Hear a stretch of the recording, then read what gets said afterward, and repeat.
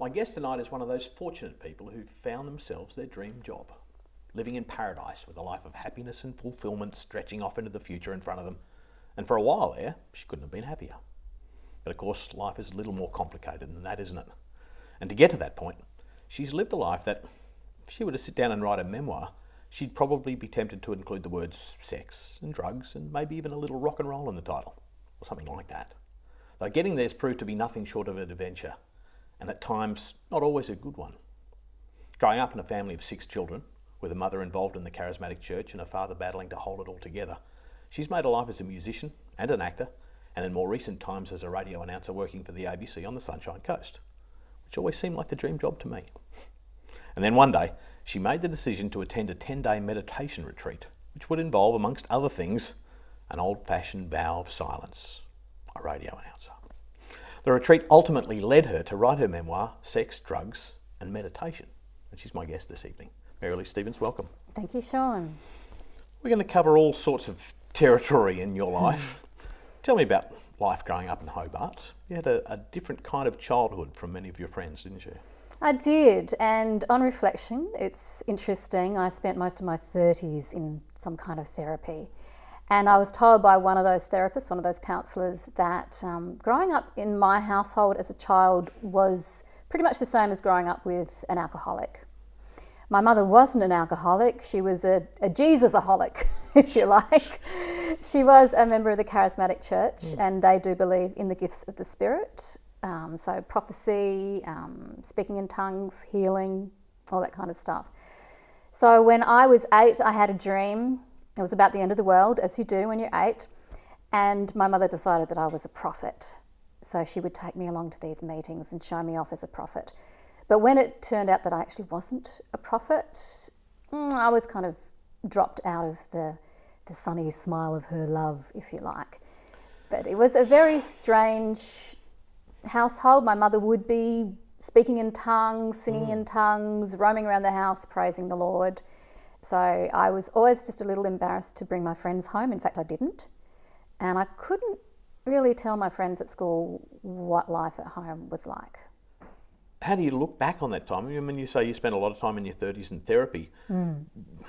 Are there aspects of that life growing up that have added a positive slant to your life since then?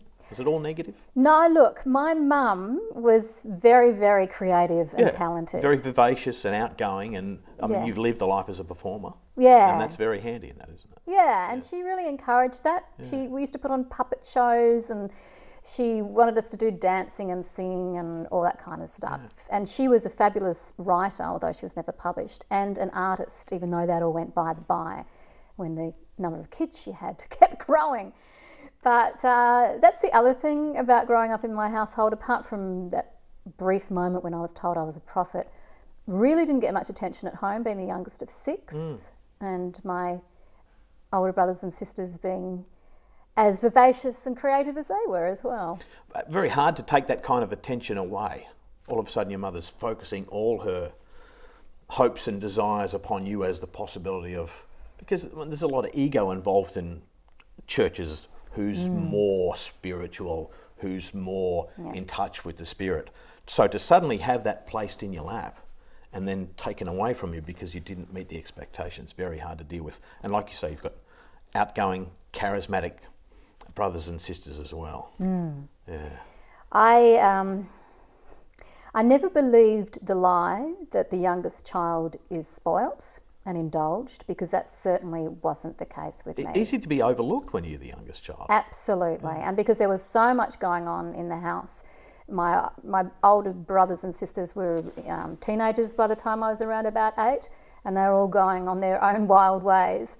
And my mother was completely wrapped up with the church. My father became a born-again Christian. I think, if you can't beat them, join them. Yes, it smooths out the edges a bit, doesn't it? Yes. So I was actually neglected when I was a kid. And that was also picked up when I was in therapy, when I was in my 30s. I was told I was a victim of gross neglect. So not the spoilt little sister at all. Yeah. Elder brothers and sisters, you've had an interesting relationship with them as well. Were they supportive of you, seeing you going through the same kind of experiences that they'd experienced when they were your age? I think we all had very different experiences. There's a bit of Stockholm syndrome sometimes with lots of kids in families sometimes there as well, because we have an appreciation for what you're dealing with, because I remember what that was like when I was your age. I think we're all just fighting for survival, to Yeah. tell you the truth. Yeah. We're all just looking out for ourselves. There's a lot of stuff going on that I won't go into now because it's not my story, it's their story. Yeah. But when I was in 12-step programs for all the various addictions that had come my way in my later life, I did what's called making amends in 12 steps, and I did make amends to one of my sisters. And she actually said, you know, we should be saying sorry to you because you were neglected when you were a kid. Mm. And to have someone in my own family recognise that and say to me, you know, I know that that was going on for you, when at the time I thought that no one even knew how miserable I was and how I just didn't feel as though I belonged there in the family or anywhere else. So to have that later in life, my own sister going, no, you know, I knew what was going on. She couldn't help me at the time. She had her own troubles. But later on, it was such a gift, such a gift. It's one thing to have a counsellor say to you, oh, you were neglected when you were a kid. Yeah. But when you have someone in your own family going, whoa, you know, our mum didn't even look after you properly. You find an element, your siblings going through their own sort of healing process while you were investigating your own journey? Look, I do think that, not with everyone, but certainly growing up and getting older, you do learn certain things about yourself. You do change. Yeah. This particular sister has changed a mighty amount, and I applaud her for that as well. Not so lucky was my older brother, who actually ended up dying of alcoholism.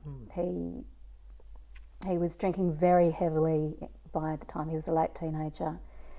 And he managed to have a successful career and marry and have children, but it was a part of his life for a very long time, and it just caught up with him in the end, and he could not stop. Absolutely could not stop. What kind of pressure does that put on what I guess we can describe as a reasonably dysfunctional sort of family environment? A lot of guilt that can be taken on over that type of evolution of a sibling. Oh, my poor mother, Yeah. because he died before she did, and I can't imagine what it's like for a parent to have a child die, and especially for a child to die of alcoholism. And she took on a lot of that blame. She kept on saying, it must have been something that I did. I must have done something wrong. And I did say to her at one stage, you know, Mum, I don't think you're that powerful.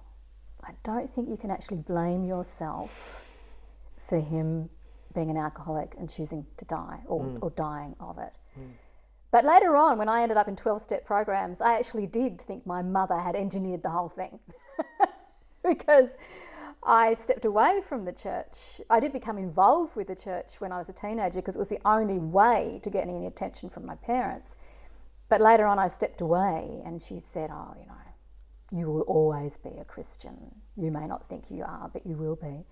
So later on, when I ended up in 12-step programs, to see that word God in the 12 steps, I just went, oh, my mother has engineered this whole thing to get me to believe in God. It's a complicated world, isn't it, really? It is. The world of deeply religious people and the way they project their own hopes and dreams and desires onto their children and to their friends. You at peace with your mother these days? Well, my mother has died, Yeah. and we did actually end up being very close indeed. She could still press my buttons, you know. I loved her dearly, and then after about 5 or 10 minutes I'd think, I have to get out of here. But she mellowed a lot. She did have certain beliefs about people in Africa all going to hell because they haven't been saved by Jesus. She had certain beliefs about homosexual people, all that kind of stuff when she was in this fervid grip of Christianity. Later on, she studied alternative religions. She became more mellow, more open. I remember we had a conversation about people dying of AIDS and people with AIDS, and she was so homophobic at that time. And I said to her, you know how Jesus used to hang out with lepers and go and help them? when everyone else shunned them. If he was around today, don't you think that he would be with people with AIDS? Don't you think that's exactly where he'd be? Mm. And she, to her credit, would have a think about that.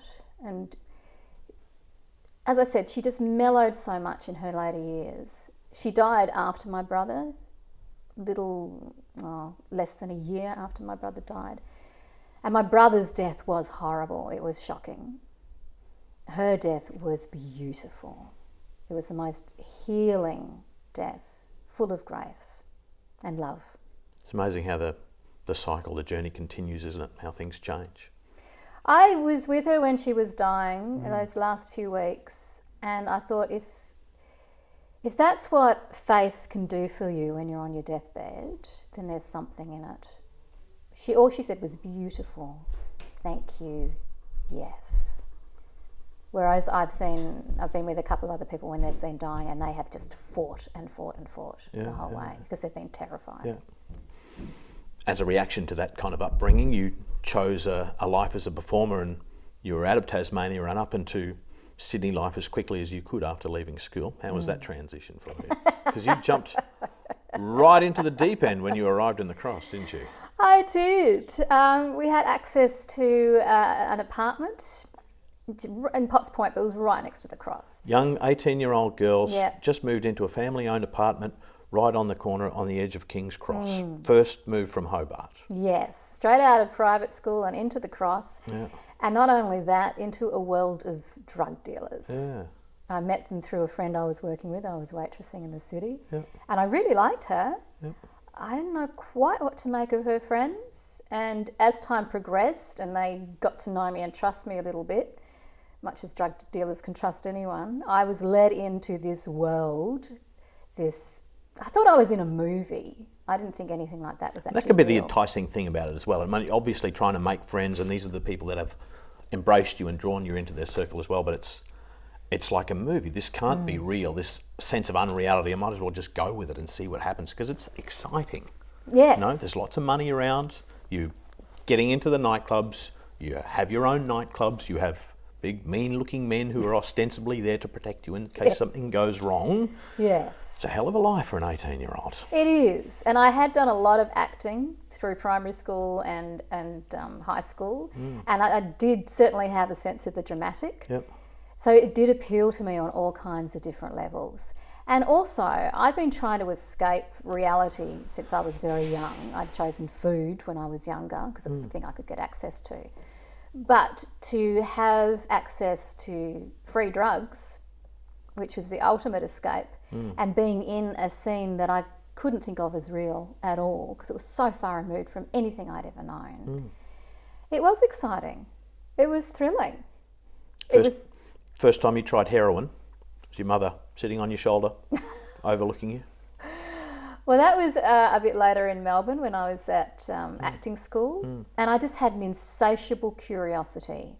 And I do work in radio now, and I think curiosity is actually a great thing when it's channeled properly. When it's channeled improperly, if you like, it can be fairly destructive. And I just wanted to try every drug ever invented, every drug ever known. And so heroin was on that list. Yeah.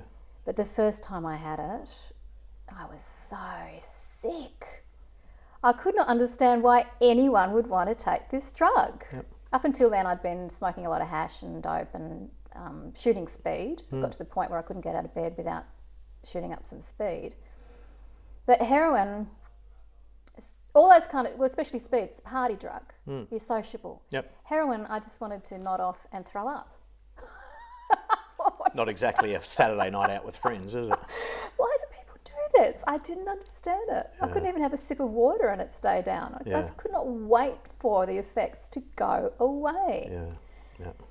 But later on I moved into a share house full of people who were doing secret things, and those secret things were they were scoring smack and shooting up.